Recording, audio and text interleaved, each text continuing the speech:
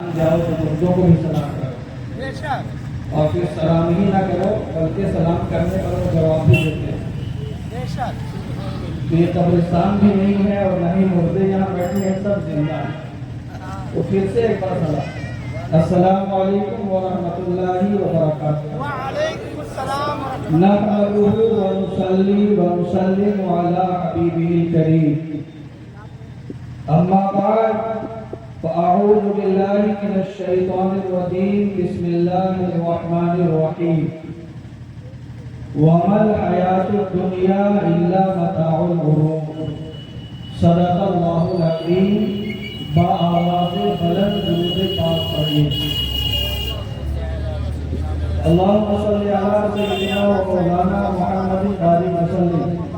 صلاة وسلام عليك يا رسول الله یا حبیب اللہ صلی اللہ تعالی علیہ وسلم.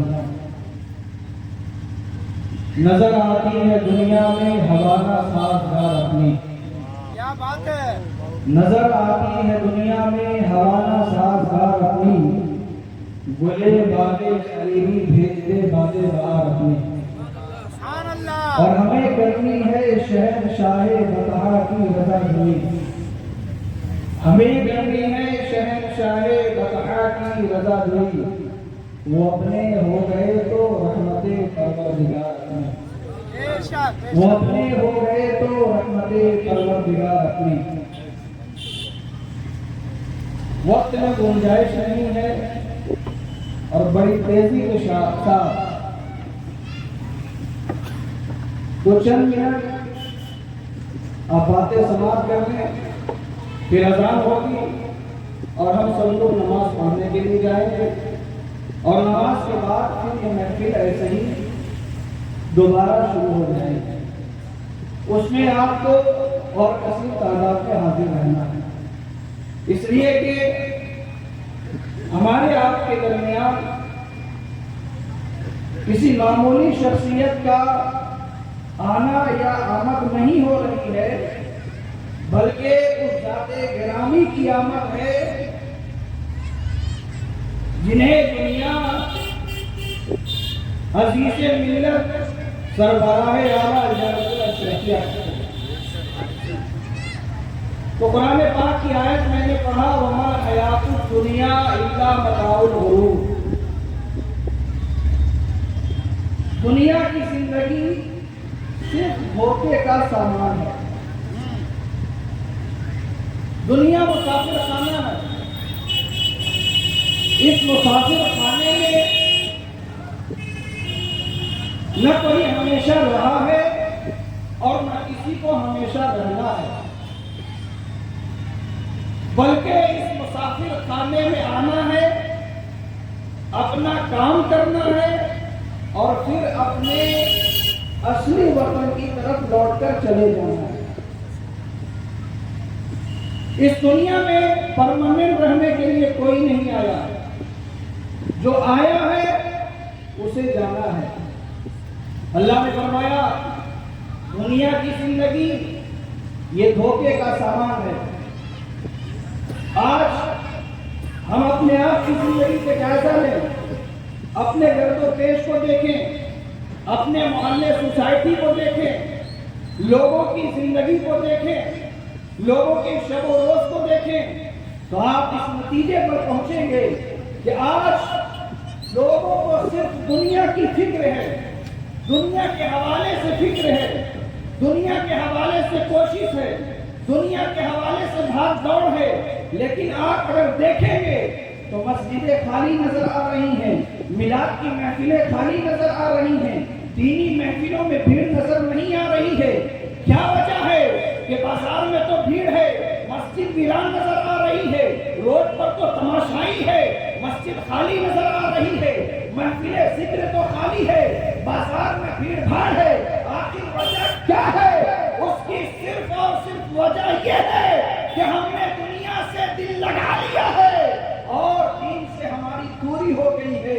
جب تک ہمارے دلوں سے دنیا کی محبت نکلے گی نہیں، تب تک ہم مسجد کی دہلیز تک نہیں پہنچ سکتے ہیں، تب تک ہم ذکر الہی کی طرف نہیں آ سکتے ہیں. کیا وجہ ہے؟ یہ دنیا کی محبت ہی تو ہے کہ جس کی وجہ سے ہم جھوٹ بولتے ہیں، یہ دنیا کی محبت ہی تو ہے جس کی وجہ سے ہم دھوکہ دیتے ہیں، یہ دنیا کی محبت ہی تو ہے جس کی وجہ سے ہم گلا کاٹ رہے ہیں، یہ دنیا کی محبت ہی تو ہے جس کی وجہ سے بھائی کی زمین ہی ہڑپ رہے ہیں، یہ دنیا کی محبت ہی تو ہے جس کی وجہ سے مسجد سے دور ہے، یہ دنیا کی محبت ہی تو ہے جس کی وجہ سے مسجدیں ویران کر رہے ہیں، یہ دنیا کی محبت ہی تو ہے آسان ہو رہی ہے مسجد جانے کی فکر نہیں ہے، گپ شپ چالو ہے، گفتگو کا وقت ہے، ہمارے پاس دوستوں کے لیے وقت ہے، ہمارے پاس دشمنوں سے لڑائی کا وقت ہے، ہمارے پاس رشتہ داروں کے لیے وقت ہے، ہمارے پاس شادی میں جانے کے لیے وقت ہے، ہمارے پاس ولیمے کے لیے وقت ہے، ہمارے پاس لوگوں سے ملنے جلنے کے لیے وقت ہے، لیکن اگر ہمارے پاس وقت نہیں ہے تو اپنے رب کو منانے کے لیے وقت نہیں ہے، رب کے سجدے کے لیے وقت نہیں ہے، مسجد کو آباد کرنے کے لیے وقت نہیں ہے۔ مسلمانوں، ہماری ناکامی کی وجہ کیا ہے؟ وجہ یہی ہے کہ ہم نے سب کو منانے کی کوششیں تو کی ہے لیکن اپنے رب کو منانے کی کوششیں نہیں کی، اور جس دن رب راضی ہو گیا اس دن یہ دنیا بھی آپ کی ہے اور آخرت بھی آپ کی ہے۔ سبحان اللہ، آخرت بھی آپ کی ہے۔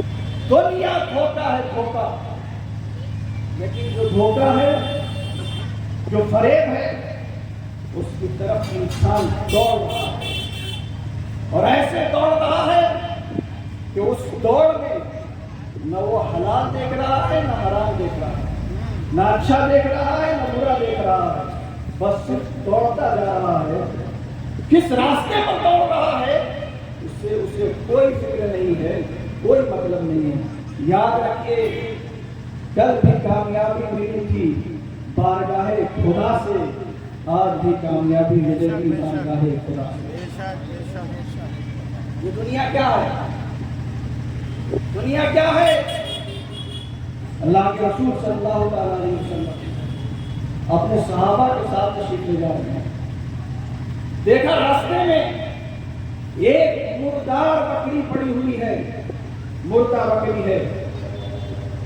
حضور علیہ السلام نے پوچھا، صحابہ اذان ہو رہی ہے حضرت؟ اچھا تو میں بھی سن رہا ہوں کہ اذان ہو رہی ہے، ابھی تو شروع ہونے والی ہے۔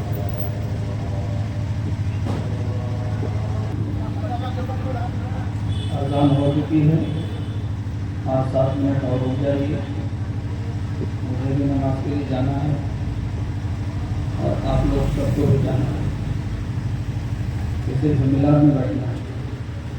بھائی بولیے، سبحان اللہ، نماز کے لیے آپ لوگ کو بھی جانا ہے جی؟ اگر آپ لوگ نماز کے لیے نہیں گئے تو پھر ایک وقت وہ آئے گا کہ لوگ آپ کی نماز پڑھتے ہیں، تو وہ وقت آئے کہ لوگ آپ کی نماز پڑھیں گے، اس سے پہلے اپنی نماز پڑھیں گے۔ بولیے سبحان اللہ، سبحان اللہ۔ تو دنیا کیا ہے؟ دھوکا۔ دنیا کیا ہے؟ دھوکا ہے، دھوکا ہی دھوکا ہے۔ اب سنیے دنیا کیا ہے۔ حدیث پاک بیان کر رہا تھا کہ حضور صحابہ کے ساتھ تشریف لے جا رہے تھے، دیکھا راستے میں ایک مردار بکری پڑی ہوئی ہے، مردہ بکری۔ صحابہ نے پوچھا، حضور نے صحابہ سے پوچھا، صحابہ بتاؤ یہ یہاں کیوں پڑی ہوئی ہے؟ صحابہ نے عرض کیا، یا رسول اللہ صلی اللہ علیہ وسلم یہ مر چکی ہے، اس کے مالک نے یہاں پھینک دیا ہے۔ کیوں پھینک دیا؟ بدبو کی وجہ سے، مر جانے کی وجہ سے، اب کسی کام کی نہیں ہے، اب کسی لائق نہیں ہے۔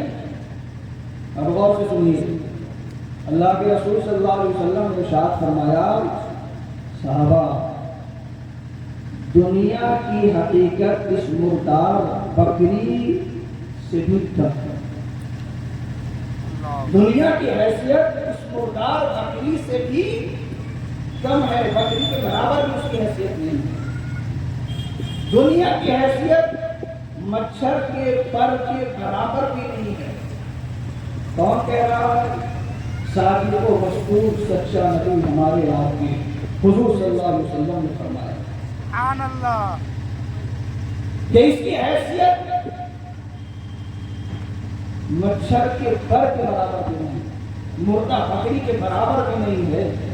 सोचिए उसी दुनिया के लिए हम नमाज छोड़ रहे हैं, उसी दुनिया के लिए कुरान से दूर हैं, उसी दुनिया के लिए मस्जिद से दूर हैं, उसी दुनिया के लिए अपनों से दूर हैं, उसी दुनिया के लिए पराए हो गए, उसी दुनिया के लिए माँ बाप से दुश्मनियाँ मोल लिए, उसी दुनिया के लिए हम सब कुछ कर बैठ रहे हैं जो हमें नहीं करना चाहिए। एक मशहूर अल्लाह के बुजुर्ग और वली हजरत निजामुद्दीन औलिया, नाम सुना लोगों ने? ये बात हो गई और गुफ्तगू खत्म हो गई। हजरत निजामुद्दीन औलिया रहमतुल्लाह ताला से अपने चंद साथियों के साथ कीमिया बनाने वाले के पास पहुंचे, जो कीमिया बनाने का हुनर सीखा था, यानी मिट्टी को सोना बनाना, मिट्टी को सोना बनाना। आप लोग भी चाहते हैं कि मिट्टी को हाथ लगाएं और मिट्टी सोना बन जाए? बोलिए, मियाँ क्यों नहीं चाह रहा? सोने की कीमत आसमान पे है, लेकिन सोने की दुकान बंद नहीं हो रही है। गड़बड़ चालू है। तो अपने साथियों के साथ पहुंचे कीमिया साज के पास, जो उसका हुनर सिखाता। पहुंचे, उसके साथी जो थे उनके हजरत निजामुद्दीन औलिया के कीमिया साज के पास ठहर गए कि हमें कीमिया सीखना है। वो ठहर गए, 40 दिन रुके और वो भी सीख गए हुनर। और इधर हजरत निजामुद्दीन औलिया, क्योंकि इन्हें अपने रहबर की खिदमत करना था। कौन? हजरत बाबा फरीदुद्दीन गंज शहर के।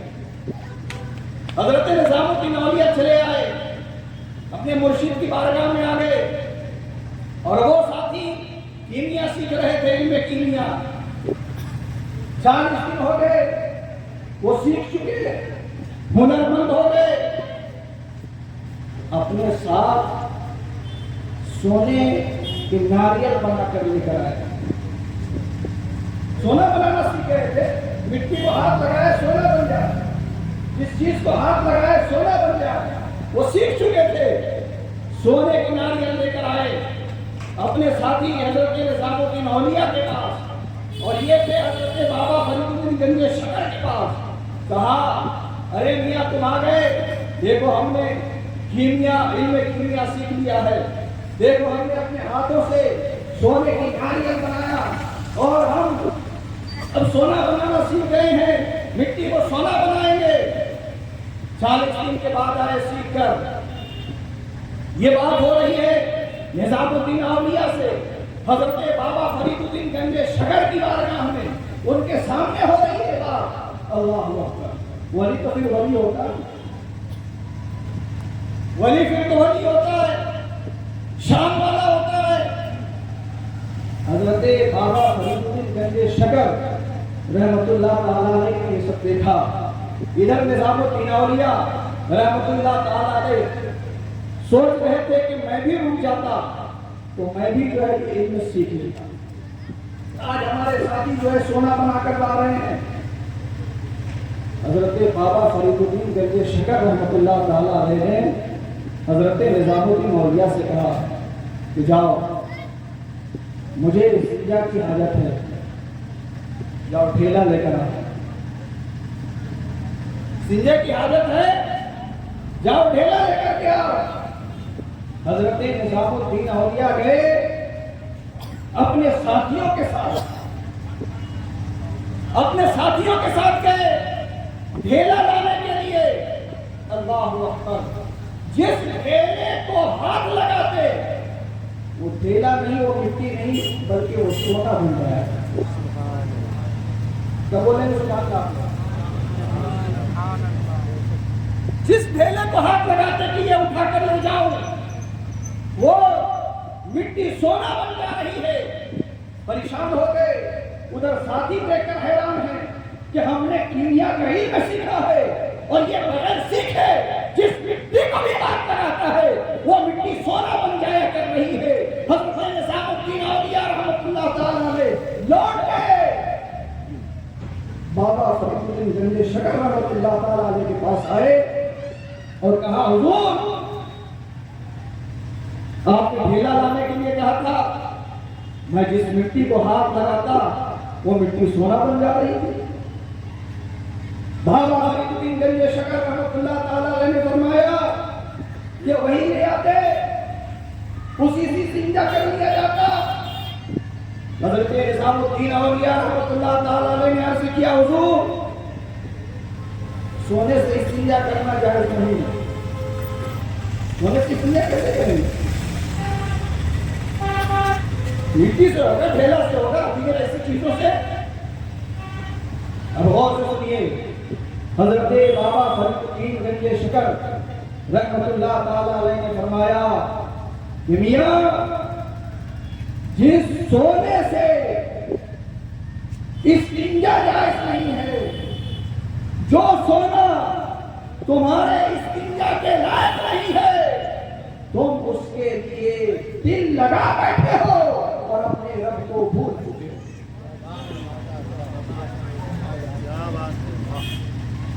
انسان کس سے دل لگا بیٹھا؟